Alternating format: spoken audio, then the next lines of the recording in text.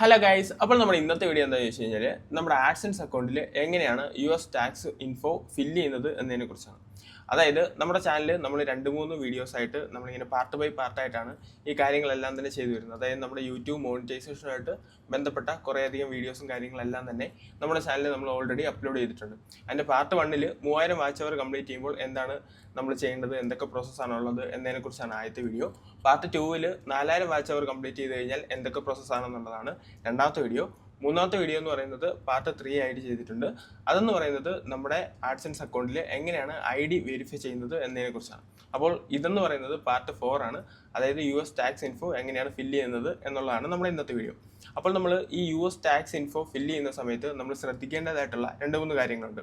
അതായത് നമ്മൾ ഈ US ടാക്സ് ഇൻഫോ ഫില്ല് ചെയ്യുന്ന സമയത്ത് നമുക്ക് മസ്റ്റായിട്ടും പാൻ കാർഡ് വേണം. അതുപോലെ തന്നെ വിത്തിൻ 15 മിനിറ്റിനുള്ളിൽ തന്നെ നമ്മൾ ഈ പ്രോസസ്സ് എല്ലാം തന്നെ ചെയ്ത് സബ്മിറ്റ് ചെയ്യണം. എന്നാൽ മാത്രമേ ഇത് അപ്രൂവ് ആയിട്ട് കിട്ടത്തുള്ളൂ.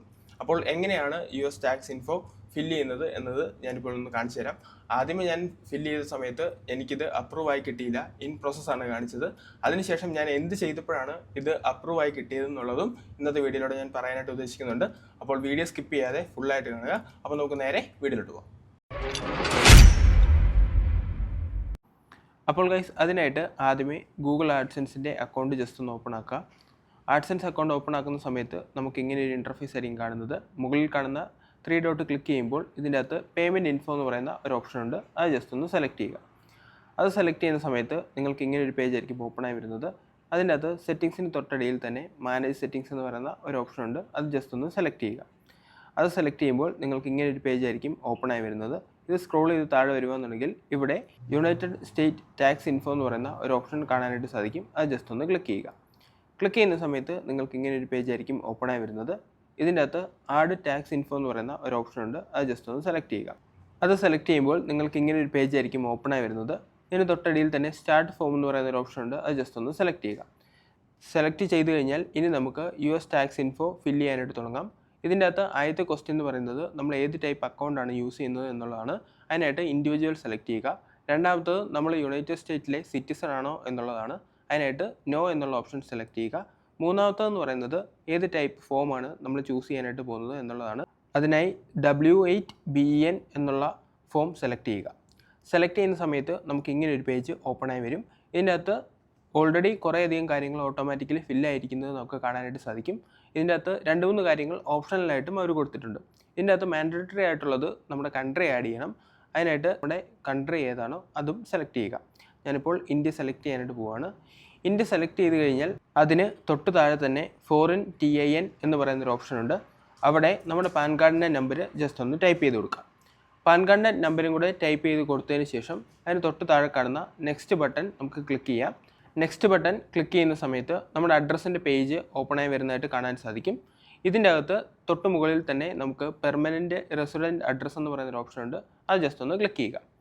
അത് ക്ലിക്ക് ചെയ്ത് കഴിഞ്ഞ് സ്ട്രീറ്റ് അഡ്രസ്സ് എന്നുള്ള ഓപ്ഷൻ സെലക്ട് ചെയ്യുമ്പോൾ തന്നെ ഓട്ടോമാറ്റിക്കലി എല്ലാ കോളത്തിൻ്റെ അകത്തും നമ്മുടെ അഡ്രസ്സ് ഓട്ടോമാറ്റിക്കലി ഫില്ലാകുന്നതായിട്ട് നമുക്ക് കാണാനായിട്ട് സാധിക്കും.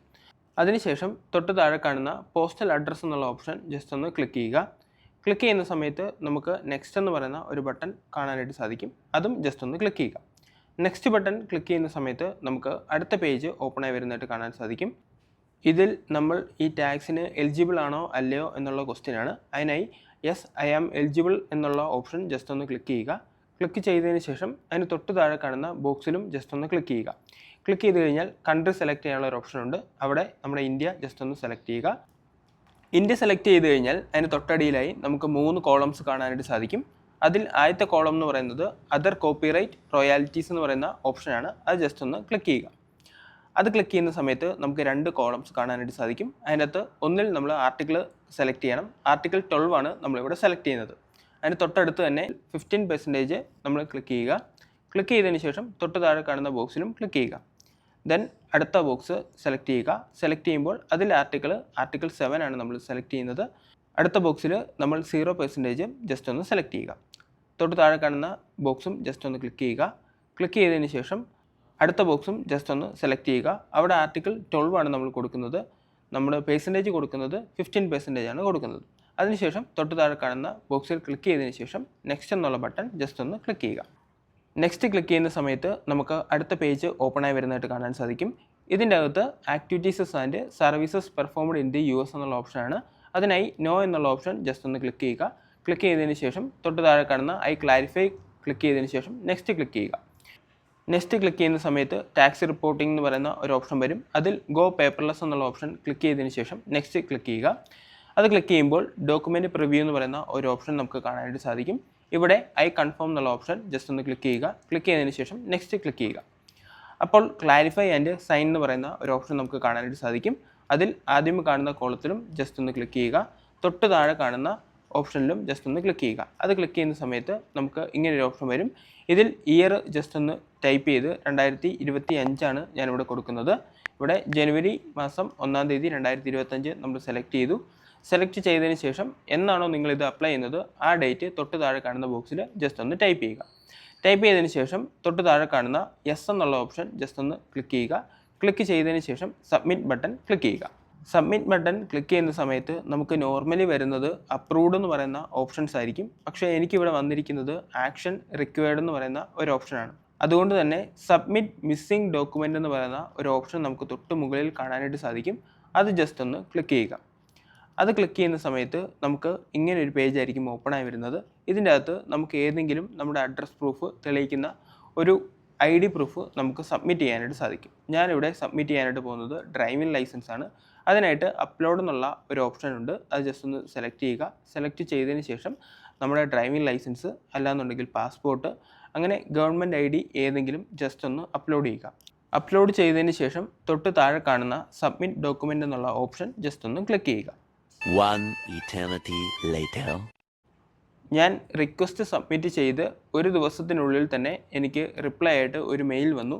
അതായത് നിങ്ങളുടെ US ടാക്സ് ഇൻഫർമേഷൻ അവർ അപ്രൂവ് ചെയ്തു എന്നുള്ള രീതിയിലാണ് ആ മെയിൽ വന്നിരിക്കുന്നത്. അതിനുശേഷം ആഡ്സൻസ് അക്കൗണ്ടിൽ നമ്മൾ കയറി ചെക്ക് ചെയ്യുകയെന്നുണ്ടെങ്കിൽ അവിടെ അപ്രൂവ്ഡ് എന്ന് നമുക്ക് കാണാനായിട്ട് സാധിക്കും.